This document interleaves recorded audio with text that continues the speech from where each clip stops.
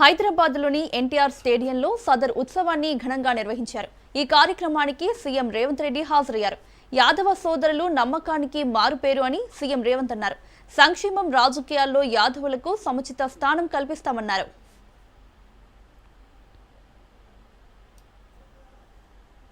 అనంతరం రాజీవ్ గాంధీ సద్భావన యాత్ర సంస్మరణ కార్యక్రమంలో పాల్గొన్నారు సీఎం రేవంత్. దేశంలో గాంధీ అనే పదం భారత్కు పర్యాయ పదమన్నారు. దేశ సమగ్రత కోసం ఇందిరా, రాజీవ్ అమరులయ్యారని చెప్పారు.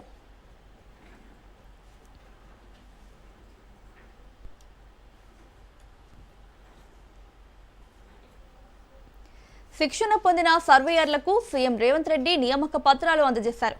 గత కేసీఆర్ ప్రభుత్వం మీద సీఎం విమర్శలు గుప్పించారు.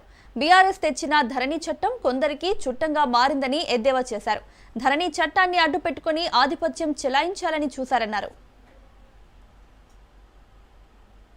రాష్ట్రంలో యాదవులకు ఉన్న ప్రత్యేకత నమ్మకం, విశ్వాసం.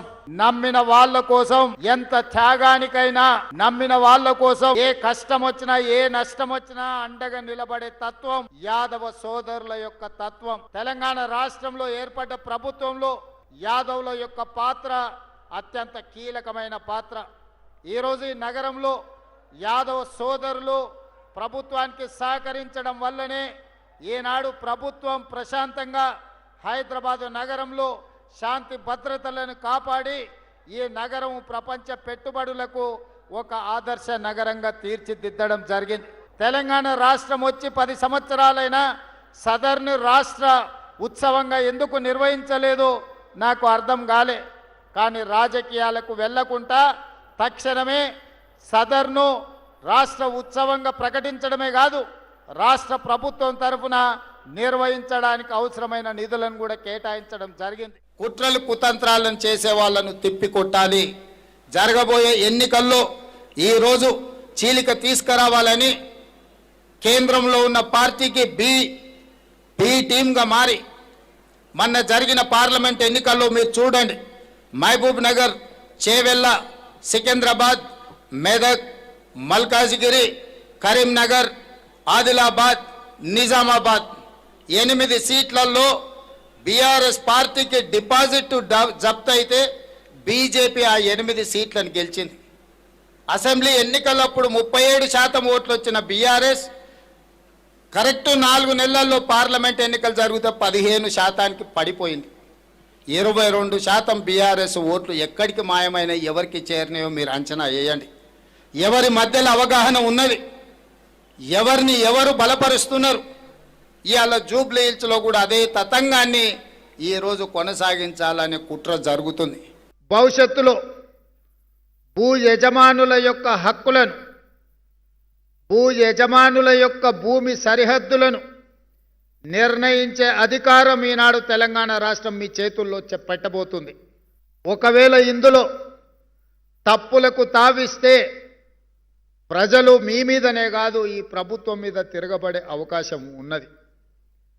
కన్న తల్లి మీద ఆధిపత్యం చెయ్యాలని ఎవరైనా అనుకుంటే అతి సామాన్యుడు కూడా తిరగబడిన చరిత్ర ఈ తెలంగాణ ప్రాంతానికి ఉంది. ధరణి అనే చట్టం కొద్ది మంది దొరలకు చుట్టంగా మారింది. ఈ ధరణి దరిద్రం ఒక ఎంఆర్ఓను పెట్రోల్ పోసి తగలబెట్టిన చరిత్ర ఈ తెలంగాణలో ఉంది. ఈ ధరణి దరిద్రం ఇబ్రహీంపట్నం ప్రాంతంలో జంట హత్యలకు కారణమైంది. ఈ రకంగా ధరణి దోపిడీ గురించి, ధరణి చట్టాన్ని అడ్డం పెట్టుకొని ఈ భూమి మీద ఆధిపత్యం చెలాయించి దోసుకోవాలనుకున్న దొరలకు మొన్న జరిగిన ఎన్నికల్లో ప్రజలు గుణపాఠం చెప్పి బంగాళాఖాతంలో విసిరేసిండ్రు. రేవంత్ రెడ్డి సీఎం అయ్యాక రియల్ ఎస్టేట్ నాశనమైందని బీఆర్ఎస్ వర్కింగ్ ప్రెసిడెంట్ కేటీఆర్ అన్నారు. కాంగ్రెస్ ప్రభుత్వం వచ్చాక ఏ మనిషి సంతోషంగా లేరన్నారు. రేవంత్ పాలనలో మంత్రులే సంతోషంగా లేరని విమర్శించారు. ఇచ్చిన హామీలను కాంగ్రెస్ నెరవేర్చలేదన్నారు. తులం బంగారం ఏడపోయిందని నిలదీశారు. ఏమిటిది అంటే ఒకటే ఒక దందా, పెద్దవాళ్ళని డబ్బులు భయపెట్టి డబ్బులు వసూలు చేసే దందా. గరీబ్ గా ఇండ్ల మీద పడతారు, ఇల్లుగులో కొడతారు. ఒక్క పెద్ద కొట్టిరా, మూసిలా అడ్డంగా కడుతురు, మూసికి అడ్డంగా. వాడిని ఎవడన్నా కొడతాడా? ఆయన దగ్గర పోదు హైడ్రాకు ఇవన్నిటికి దారిలు దొరకలేవు. ఈ బడా సేట్లు కడుతున్న వాటికి దారి దొరకది. గరీబులది ఆడుంటే ఆడపోయి మాత్రం అర్ధరాత్రి పోయి కొట్టాలి. వాళ్ళ దగ్గర కాగితాలు ఉన్నా వాళ్ళు అయ్యో మా దగ్గర కాగితాలున్నాయి చూడంటే చూడరు, హైకోర్టు ఆర్డర్ ఉందంటే చూడరు, కొట్టిపారేయాలి. వాళ్ళు వీళ్ళేంది ముఖ్యమంత్రి సొంత అన్న తిరుపతి రెడ్డి, ఆయన ఇల్లే చెర్లుంది, ఆయనది మాత్రం ముట్టరు. పట్నం మహేందర్ రెడ్డి ఉన్నాడు కదా, ఆయనది మంచిగా మా చెర్లనే ఉంది కదా గెస్ట్ హౌస్, మరి దాని ఎందుకు ముట్టవు? మంచి చెర్ల మధ్యలో కట్టిండు, దాన్ని ఎవరు ముట్టరు. పక్కకు వివేక్ వెంకటస్వామి మంత్రి, ఆయనే చెర్లనే ఉంది బఫర్లా, ఆయనది ముట్టరు. పొంగులేటి శ్రీనివాసరెడ్డిది ఎక్కడ చెర్ల కాకపోతే 2 ఏళ్ళకెళ్ళి జల్లెడబడుతుండు. యాడా ఏమేమి ఉన్నాయి తీయాలి, తీయండ్రి వీని జైల్లో నూకుర్రి యాదికుందా? పోయిన దీపావళి, రేపు దీపావళి కదా, పోయిన దీపావళికి ఒక ఆయన ఉన్నాడు మంత్రి, బాంబులేట్ అన్నాడు, బాంబులు వెళ్తావా అన్నాడు. మరి ఆ దీపావళి వీకింది, ఈ దీపావళి వచ్చింది, ఈ దీపావళికి వాళ్ళ ఇళ్ళనే బాంబులు వెళ్ళినాయి. వాళ్ళ పంచాయతీలు పంచుకునుడు గుద్దుకునుడు టెండర్, ఆయన కావన్నట, ఈమె కావన్నట, ఆయన గుంజుకుండట, ఈయన గుంజుకుండట, తుపాకులు పెట్టుడట. మనం ఉన్నప్పుడేమో పారిశ్రామికవేత్తలకు గొడుగులు పట్టి ఛత్రీలు పట్టి వాళ్ళని తీసుకుపోయినాం. ఇలా వీళ్ళేమో తుపాకులు పెడతాను. అంటే ఒక మంచి రేవులలో వేణుగోపాల స్వామి గుడి ఉందట, ఆ గుడి కాడేదో భూమి ఉందట, ఆ భూములలో లేదు లొల్లి, కొండల రెడ్డి వర్సెస్ కొండ సురేఖ, ఈ 2 కొండలు కొట్టుకొని మధ్యలో బాధితులు మీరు. మైనారిటీ సోదరులకు మాటలు చెప్పారు. ఏం చెప్పినారు? 4,000 కోట్ల బడ్జెట్ పెడతా, ఆఖరే फिर आप लगाए सब प्लान। माइनॉरिटी को आज तक एक MLA नहीं दिए, एक MLC नहीं दिए, एक मिनिस्टर भी नहीं दिए, और 4,000 करोड़ बजट बोले। कहाँ है 4,000 करोड़ बजट? रमजान का जो तोहफा मिलता था केसीआर साहब के टाइम पे, वो भी खत्म। पूरा తెలంగాణ को और హైదరాబాద్ को बैगन में मिला दिए। డెవలప్మెంట్ చేస్తా, ఏం డెవలప్మెంట్ చేసినావు? 2 నెలల ఏడ చేసినావు? చూపెట్టుపా. మనం గట్టి ఒక్కటి మాత్రం చేస్తుండు పోయి, మంచిగా కరెక్ట్ చేస్తుండు, జేబుల కత్తెర పెట్టుకొని తిరుగుతుండు. యాడ మనం కట్టిన ఫ్లైఓవర్ కనబడితే నేను కట్ చేస్తాను కొత్తది కట్టరా, అదొకటి నీ ముఖం ఉంటే. 42 కట్టినాం మేము, 9 ఏళ్ళలో 42 కట్టినాం. కరోనా టైంలో 2 ఏళ్లలో ఏం చేయనోడు ఇంకేదో 2 ఏళ్ళు నాకు అవకాశం ఇస్తే ఇంకేందో చేస్తా. మీ ఎమ్మెల్యే సాబ్ కూడా పోయిండు రాజేంద్ర నగర్, ఆయన డెవలప్మెంట్, ఎవరో డెవలప్మెంట్ కోసం పోయినావు? వస్తాయి, అన్ని బయటకు వస్తాయి, భయపడకురి. సుల్తాన్పూర్ బయటకు వస్తుంది, గాసిమియా గూడ బయటకు వస్తుంది, అన్ని బయటకు వస్తాయి. ఎవరికి ఏం తెలియకుంటే ఏం లేవు, అందరికి అన్ని తెలుసు. ప్రభుత్వం మళ్ళీ 2 ఏళ్ళలో వస్తుంది. ఎవరోళ్ళని ఏం చేయాలనో, ఎవరోళ్ళ సంగతి ఎట్లెట్లా తీయాలనో, ఎవరోళ్ళ బెండ్ ఎట్లెట్లా తీయాలనో తీసే బాధ్యత మాది. ఇదివరకు లెక్క ఉండదు. ఎవరి డెవలప్మెంట్ కోసం పోయినావు, ఏమిటికి పోయినావు, ఏం ఆశించిపోయినావు, ఏం కథలు పడుతున్నావు, ఫైమ్ గాడు ఏం చేస్తుండో, ఎవడేం చేస్తుండో అన్నిరికే, అందరి జాతకాలు తెలుసు. ఎవడెవడేం చేస్తుండో మాకు కూడా ఎరికే. టైం వస్తుంది, అన్నిటికీ టైం వస్తుంది. కేసీఆర్ గారు తిరిగి ముఖ్యమంత్రి కావాల్సిందే, తెలంగాణ మళ్ళీ పట్టాలు ఎక్కాల్సిందే, తప్పకుండా జరుగుతుంది. జూబ్లీ హిల్స్ లో ఇలా మంచి మోకా దొరికింది. ధోకా చేసిన కాంగ్రెస్ కు మరి మంచి మోకా దొరికింది మనకు దెబ్బ కొట్టుతందుకు. ఇప్పుడు కింద కాంగ్రెస్ కు బుద్ధి చెప్పకపోతే మళ్ళీ దోసాలు తప్పించుకుంటారు. అంటే మీ రాజేంద్ర నగర్ ఎలక్షన్ కూడా బరాబర్ వస్తుంది, తొందరపడకూరు, జల్దీ వస్తుంది. ఆయన ఒక ఆయన కడియం శ్రీహరి అనే పెద్ద మనిషి ఉన్నాడు, నేను చాలా నీతివంతుని చెప్పుకుంటాడు. ఆయన అడిగిరు మొన్న పోయి, ఏమని, ఏ పార్టీలో ఉన్నావు అని. నేను 7 ఉండాలనో గాడినే ఉన్నా. ఈ మాటలు ఎందుకు? ఇంత రాజకీయం చేసి గిన్నిసార్లు గెలిచి ఇంత దరిద్ర పరిస్థితిని తెచ్చుకోవాలి? చెప్పు, నేను కాంగ్రెస్లో చేరినా అని చెప్పు. గంత భయం అవుతుంది ఎలక్షన్కి పోదామంటే? నిజంగానే కొంత సిపాయి అయితే, నిజంగానే జనంలో నువ్వు ఏదో పీకి పందిరేసింది ఉంటే నువ్వు నీ రేవంత్ రెడ్డి రా ఎలక్షన్లో పోదాం చూసుకుందాంపా. అరే అందరూ మద్దతు చెప్పబట్టి మరి ఎందుకు బిల్లు పాస్ కాదు? ఇలా 8 మంది ఎంపీలు బీజేపీకి ఉన్నారు, 8 మంది ఎంపీలు కాంగ్రెస్కి ఉన్నారు. మీరు 16 మంది రాజీనామా చేస్తే బీసీ బిల్లు పాస్ కాదా? ఈ 8+8 రాజీనామా చేసి కూర్చుంటే పార్లమెంట్ కదలదా? మోడీ ప్రభుత్వం షేక్ కాదా? వాళ్ళకి ముందే మెజారిటీ లేదు మోడీ ప్రభుత్వానికి. ఒక 8 మంది బీజేపీ వాళ్ళు ఇక్కడ రాజీనామా పెట్టిరనుకో, మోడీ గారు షేక్ గాడు. 8 మంది కాంగ్రెస్ వాళ్ళు రాజీనామా చేస్తే రాహుల్ గాంధీ అరే ఎందుకు చెప్తురా అని పిలిచి మాట్లాడి బిల్లు పెడతాం రండి అన్నాడా? ఇక్కడ రోడ్ల మీద ఏమో డ్రామాలు చేయాల్సిందేమో పార్లమెంట్లో, కానీ కాంగ్రెస్ బీజేపీ మద్దతు ఇస్తాయట, ఇక్కడ ఇది రోడ్ల మీద, ఆడ మాత్రం మాట్లాడరు. వర్గల్ మండలంలో టీజీఐఐసీలో భూములు కోల్పోయిన రైతుల పంట పొలాలకు విద్యుత్ అంతరాయం కలిగించొద్దని మాజీ మంత్రి హరీష్ రావు అన్నారు. విద్యుత్ శాఖ అధికారులతో ఫోన్లో మాట్లాడి ఆయన కోరారు. అధికారులు భూముల్లో కరెంటు నిలిపివేస్తే చేతికొచ్చిన పంటలు ఎండిపోతున్నాయని వినతి పత్రాన్ని అందజేశారు రైతులు.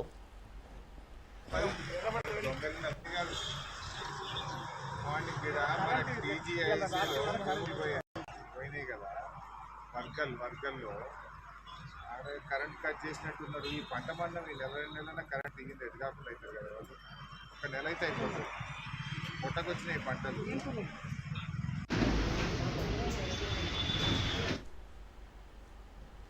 తెలంగాణ నాయకులకు మావోయిస్టులతో సంబంధాలున్నాయన్న మాజీల ఆరోపణలపై విచారణ చేపట్టాలని బీజేపీ రాష్ట్ర అధ్యక్షుడు రామచంద్రరావు డిమాండ్ చేశారు. మావోయిస్టులను ఎవరు పెంచి పోషించారనేది బయటపెట్టాలని ఆయన స్పష్టం చేశారు. మాజీల ఆరోపణలను ప్రభుత్వం సీరియస్ గా తీసుకోవాలని రామచంద్రరావు సూచించారు. బీసీ రిజర్వేషన్ల పేరుతో కాంగ్రెస్ పార్టీ ప్రజల చెవిలో పువ్వు పెట్టిందని బీజేపీ చీఫ్ విమర్శించారు. ఈ దేశంలో ఉండే హింసాత్మకమైన మార్గాన్ని మీరు వీడనే చెప్పారు, లేకుంటే పరిణామాలు తీవ్రంగా ఉంటాయి చెప్తే నిన్న మొన్న చేసినటువంటి ఒక విషయాన్ని మనం చూసినాం.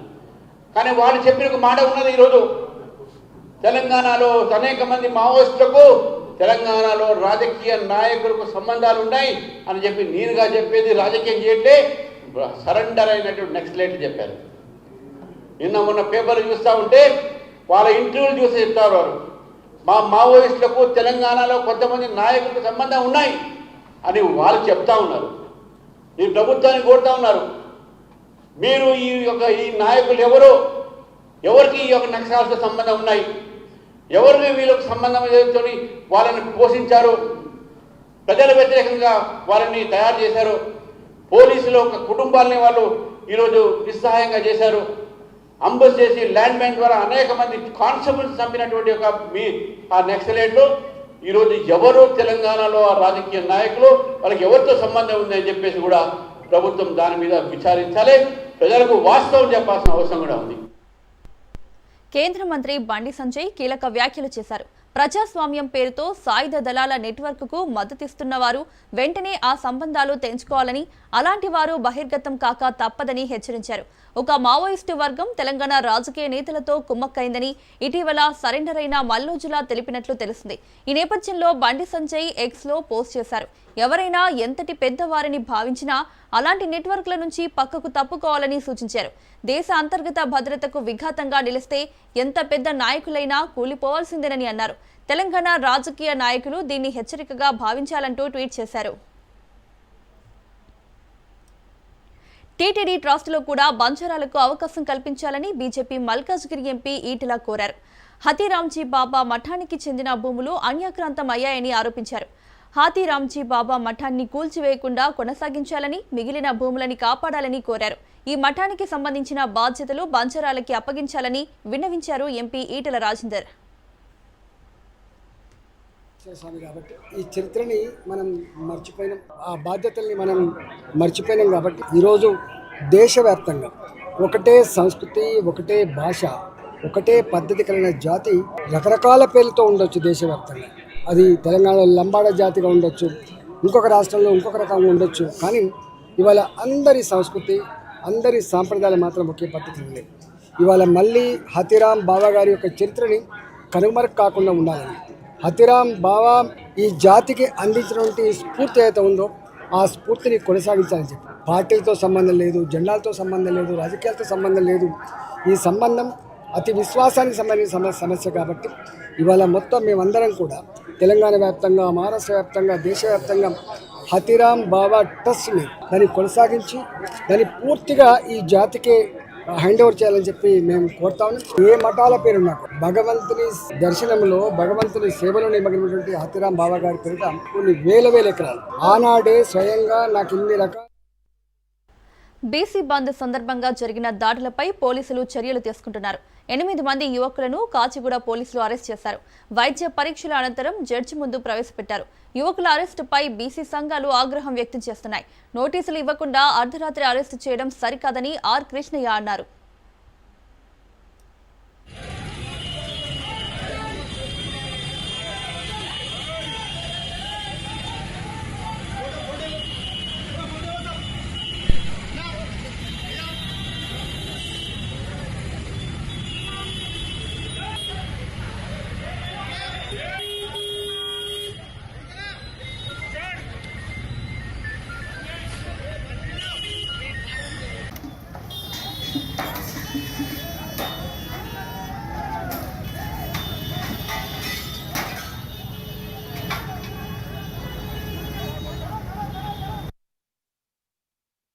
గతంలో ఎప్పుడు లేని విధంగా రాష్ట్ర చరిత్రలోపనే ఒక రికార్డు సృష్టించే విధంగా బంద్ జరిగింది. గతంలో బంధువులు జరిగినప్పుడు పట్టణ ప్రాంతాలకు పరిమితమైంది. ఈ తప్ప బంధు పల్లెల్లో కూడా పోయి ప్రతి ఒక్కరు కూడా పార్టిసిపేట్ చేశారు. ఇది చాలా హిస్టారికల్ బంధు. ఈ బంధుకు అన్ని పార్టీలు, అన్ని సంస్థలు స్వచ్ఛందంగా మద్దతు. ఉదాహరణకు స్కూళ్ళు బంద్ చేశారు, కాలేజీలు బంద్ చేశారు, వాళ్ళే బంద్ చేశారు, అదేవిధంగా టాకీసులు బంద్ చేశారు. మొత్తం వ్యవస్థ అంతా కూడా బంద్ జరిపారు. దీని మూలంగా రాష్ట్ర ప్రభుత్వానికి వరకు వచ్చి భయపడి ఈ బీసీ సంక్షేమ సంఘం నాయకులను, జాక్ నాయకులను అక్రమ అరెస్టులకు దిగజారి కేసులు పెట్టారు. ఇది చాలా దుర్మార్గం. బీసీలు అంటే పడకుండా మీ నిజ రూపం బయట పెట్టుకున్నారు. ఏం బీసీలు అంటే రోడ్డు మీద ఉన్నారనుకుంటురా, తమాషా చేస్తురా? ఏ పద్ధతిలో కేసు పెడతావు? దొంగలు కూడా అర్ధరాత్రి పట్టుకురారు, ఒక నాయకులను అర్ధరాత్రి పట్టుకొస్తారా? ఖబర్దార్, ఏం వదిలిపెట్టాం. ఖబర్దార్. ఎవరు బీసీ నాయకుడు? ఎవరి కోసం బంద్ చేసినాం? ప్రజల కోసం బంద్ చేసినాం. ప్రజలందరినీ మా హక్కు కావాలి. మీరే ముఖ్యమంత్రులు అయినరు, మీరే మంత్రులు అయినరు. మా వాళ్ళు సర్పంచులు ఎంపీటీసీలు అయితే కూడా ఓర్వరా? మీరు ఏమనుకుంటున్నారు? మీరు జాగీర్ అనుకుంటున్నారా? ఖబర్దార్. ఏ అర్ధరాత్రి దొంగలను, స్మగ్లర్లను, గుండాలను కూడా పట్టుకురారు. మా బీసీ నాయకులను అర్ధరాత్రి వేడి లేచి 8 మంది పోలీసులు వాళ్ళ ఇళ్లకు పోయి పట్టుకొస్తారా? ఏమనుకుంటున్నారు మీరు? తెలంగాణలో కొత్త మద్యం దుకాణాల కేటాయింపులకు సంబంధించి దరఖాస్తుల దాఖలు గడువును ప్రభుత్వం పొడిగించింది. ఈ నెల 23 వరకు గడువు పెంచుతున్నట్లు ఎక్సైజ్ శాఖ కమిషనర్ ప్రకటించారు. బీసీ బంద్, బ్యాంకుల బంద్లతో దరఖాస్తు చేసుకోలేకపోయామన్న ఫిర్యాదులతో ప్రభుత్వం ఈ నిర్ణయం తీసుకుంది. ఈ నెల 27న కలెక్టర్ల సమక్షంలో ఈ డ్రా తీయనున్నారు. రాష్ట్రంలో కొత్త మద్యం విధానానికి సంబంధించి గత నెల 26న దరఖాస్తుల స్వీకరణ ప్రారంభమైంది.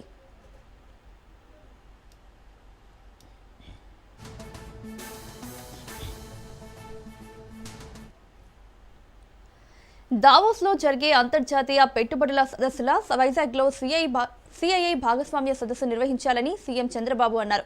కేవలం పెట్టుబడులు, ఒప్పందాలకే పరిమితం కాకుండా నాలెడ్జ్ షేరింగ్, వివిధ అంశాలపై మేధోమథనం జరిగేలా కార్యాచరణ చేపట్టాలని ఆదేశించారు. వచ్చే నెల 14, 15 తేదీల్లో విశాఖలో నిర్వహించనున్న భాగస్వామ్య సదస్సుపై సీఎం చంద్రబాబు సమీక్ష నిర్వహించారు.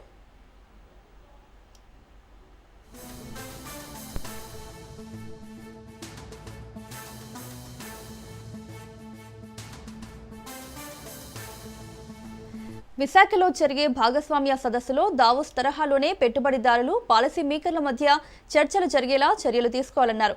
పెట్టుబడులు, ఎంఓయూలకు మాత్రమే పరిమితం కాకుండా నాలెడ్జ్ షేరింగ్ కోసం కూడా ప్లీనరీ సెషన్లు, బ్రేక్అవుట్ సెషన్లు నిర్వహించాలని సూచించారు. అంశాల వారీగా చేపట్టే ఈ సెషన్లలో విధానాలపై మేధోమథనం జరిగితే పరిశ్రమలకు, ప్రభుత్వానికి, ప్రజలకు మేలు జరుగుతుందని అన్నారు. AI for good, semiconductors, ఆరోగ్య రంగం, innovation, space, drone, electronics, medtech లాంటి అంశాలపై సదస్సులో చర్చించాలని సీఎం అన్నారు.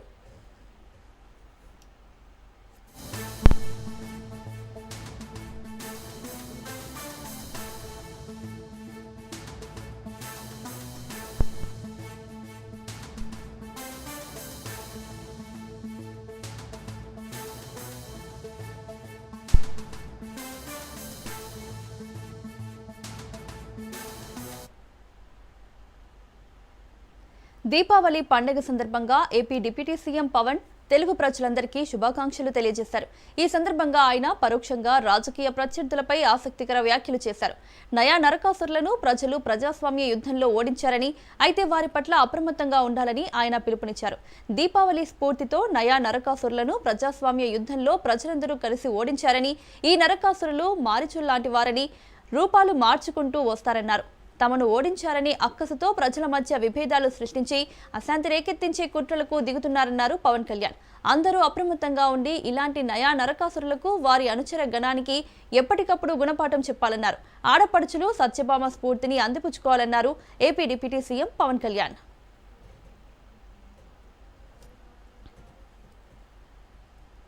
ఏపీ మంత్రి లోకేష్ ఆస్ట్రేలియాలో పర్యటిస్తున్నారు. సిడ్నీలో Australia India CEO forum director మెక్ కేతో భేటీ అయ్యారు లోకేష్. ఇరు దేశాల వ్యాపార సంబంధాలను మరింత బలోపేతం చేయడంపై చర్చించారు. ఏపీలో కృష్ణాపట్నం, విశాఖపట్నం, అనంతపురం ఇండస్ట్రియల్ క్లస్టర్లలో ఆస్ట్రేలియన్ కంపెనీలు భాగస్వామ్యం కావాలని మంత్రి లోకేష్ కోరారు.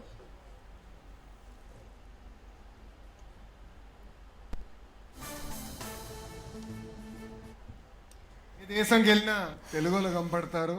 అమెరికా నుంచి ఆస్ట్రేలియా వరకు మందే డామినేషన్. అసలు తెలుగోడి పౌరుషాన్ని ఢిల్లీకి పరిచయం చేసిన వ్యక్తి అన్నా ఎన్టీఆర్. ఆనాడు మన ప్రభుత్వాన్ని బర్తరఫ్ చేస్తే ఢిల్లీనే గడగడలాడించి తిరిగి ఎమ్మెల్యే అయిన ముఖ్యమంత్రి అవుతాం కూడా మనందరం చూసాం. చంద్రబాబు నాయుడు గారు అసలు తెలుగోడి సత్తా ప్రపంచానికే పరిచయం చేశారు. 1995లో పెద్ద ఎత్తున సంస్కరణలు తీసుకొచ్చి ఐటీ విద్యని మనందరికి దగ్గర చేస్తాం జరిగింది. కంప్యూటర్ అన్నం పెడుతుందా?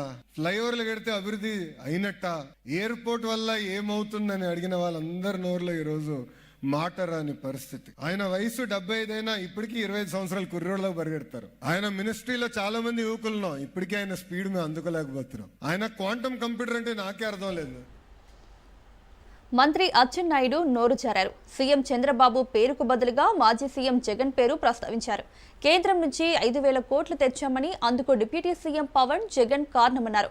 డిప్యూటీ సీఎం పవన్ జగన్ కలిసి నిధులు తెచ్చారనడంతో సభకు హాజరైన కూటమి నేతలంతా గందరగోళానికి గురయ్యారు. పవన్ కళ్యాణ్ గారు, జగన్మోహన్ రెడ్డి గారు తెచ్చి పంచాయతీలకు ఇచ్చాం. ప్రభుత్వం ఇచ్చిన డబ్బు కూడా తినేసి స్థానిక సంస్థల్ని నిర్వీర్యం చేశాడు. ఏం చేశావని అడుగుతున్నారు. 16 మాసాల్లో పంచాయతీలకి బాకీ ఉన్నటువంటి 5,000 కోట్లు పవన్ కళ్యాణ్ గారు, జగన్మోహన్ రెడ్డి గారు తెచ్చి పంచాయతీలకు ఇచ్చాం. పవన్ కళ్యాణ్ గారు, జగన్మోహన్ రెడ్డి గారు తెచ్చి పంచాయతీలకు ఇచ్చాం. నకిలీ మద్యం కేసులో తాను ఏ విచారణకైనా సిద్ధమేనని సవాల్ విసిరారు మాజీ మంత్రి జోగి రమేష్. అవసరమైతే లై డిటెక్టర్ పరీక్షకు కూడా సిద్ధమని, ఎక్కడికైనా వస్తానని సవాల్ చేశారు. రాష్ట్రంలో చంద్రబాబు డైవర్షన్ పాలిటిక్స్ చేస్తున్నారని ఆరోపించారు. అద్దెపల్లి జనార్దన్, జయచంద్రారెడ్డి స్నేహితులని మీరే చెప్పారని గుర్తు చేశారు. జనార్దన్ కు రెడ్ కార్పెట్ వేసి భారత్ కు రప్పించారని, ఆయనతో తన పేరు చెప్పించారని ఆరోపించారు. మద్యం సరఫరా జరుగుతూ ఉంటే ప్రభుత్వానికి బాధ్యత ఉందా లేదా చంద్రబాబు నాయుడు గారిని ప్రశ్నిస్తా ఉన్నాం. ఈరోజు నిజంగా చంద్రబాబు నాయుడు గారిని నేను అడుగుతా ఉన్నా, ఎందుకు ఇంత డైవర్షన్ పాలిటిక్స్తో బురద వేసిన చంద్రబాబు నాయుడికి అందరి సమక్షంలో, మీడియా మిత్రుల సమక్షంలో, రాష్ట్ర ప్రజల సమక్షంలో నేను ఎక్కడికైనా, ఏ విచారణకైనా, ఎక్కడికైనా రావడానికి సిద్ధంగా ఉన్నానని చెప్తే ఇంతవరకు కూడా దాని మీద స్పందన లేదు. ఏదో రూపేణ ఆ కస్టడీలో అతను తీసుకోవాలా, జోగి రమేష్ పేరు చెప్పించాలా, నెల 2 నెలల్లో 3 నెలల్లో 4 నెలల్లో జైలుకు పంపిస్తే మేము రాక్షస ఆనందం పొందాలా. ఇది తప్ప ప్రభుత్వం.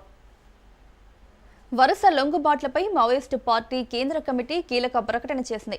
ఇటీవల లొంగిపోయిన పొలిట్ బ్యూరో సభ్యుడు మల్లోచుల వేణుగోపాలరావు అలియాస్ సోను మరియు తక్కలపల్లి వాసుదేవరావు అలియాస్ ఆశన్న అలియాస్ సతీష్లను విప్లవ ద్రోహులుగా, పార్టీ విచ్ఛిన్నకారులుగా అభివర్ణిస్తూ వారిని, వారి అనుచరులను పార్టీ నుంచి బహిష్కరించింది.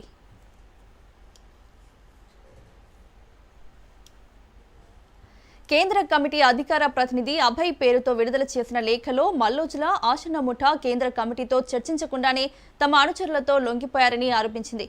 వీరు పార్టీకి, ప్రజలకు చెందిన సుమారు 50 ఆయుధాలను శత్రువులకు అప్పగించడం విప్లవ ద్రోహమేనని మండిపడింది.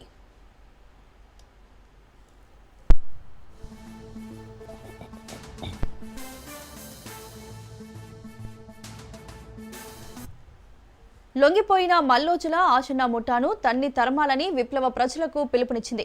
ప్రాణభీతితో లొంగిపోవాలనుకునే వారు లొంగిపోవచ్చు, కానీ ఆయుధాలను శత్రువులకు అప్పగించకూడదని హెచ్చరించింది. ఈ లొంగుబాట్ల వల్ల విప్లవోద్యమానికి నష్టం తాత్కాలికమేనని, పార్టీ శత్రువుకు లొంగిపోదని కేంద్ర కమిటీ స్పష్టం చేసింది.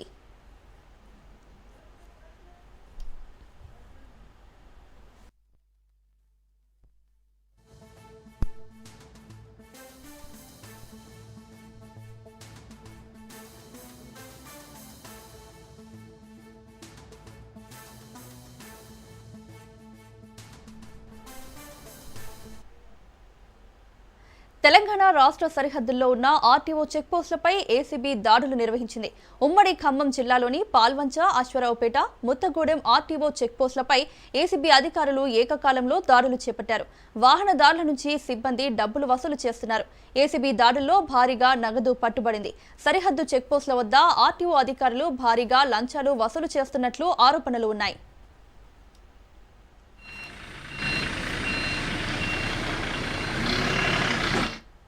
కామారెడ్డి జిల్లా మద్నూర్లో సలాబత్పూర్ ఆర్టీఓ చెక్పోస్టుపై ఏసీబీ అధికారులు దాడి చేశారు.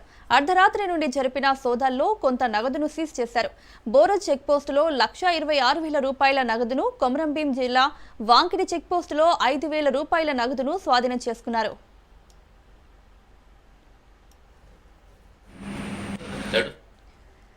సంగారెడ్డి జిల్లా మాడిగి ఆర్టీఏ చెక్పోస్టుపై ఏసీబీ అధికారులు దాడులు నిర్వహించారు. డీఎస్పీ సుదర్శన్ నేతృత్వంలో తనిఖీలు చేశారు. విధుల్లో ఉన్న ఎంవీఐ కిరణ్ కుమార్ ను అదుపులోకి తీసుకున్నారు. లెక్కల్లో చూపని 43,000 నగదును స్వాధీనం చేసుకున్నారు. చెక్ పోస్టులో ప్రభుత్వ నిబంధనలకు విరుద్ధంగా డ్యూటీ చార్టులు ఏర్పాటు చేసుకుని